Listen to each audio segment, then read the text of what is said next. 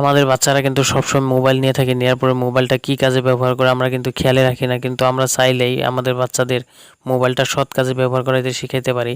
আমার ভিডিওতে যেভাবে আখরগুলো লেখা দেখতে পারতেছেন, আপনাদের বাচ্চারাও কিন্তু এইভাবে মোবাইল দিয়ে যে কোনো আখর লেখা শিখতে পারে। তো এই ভিডিওতে যেরকমভাবে দেখতে পারতেছেন এরকমভাবে যদি আপনারা শিখাইতে চান, কি অ্যাপ ডাউনলোড করতে হবে, কি করতে হবে, এই ভিডিওটা প্রথম থেকে শেষ পর্যন্ত দেখুন, শেষে বলে দেব।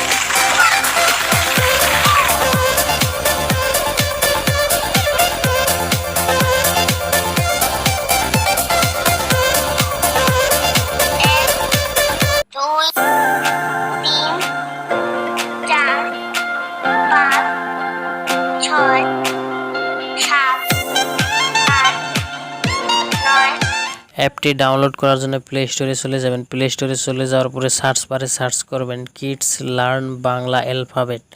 তো কিডস লার্ন বাংলা অ্যালফাবেট লিখে সার্চ করার পরে এই অ্যাপটা চলে আসবে, স্ক্রিনে যে দেখতে পারতেছেন।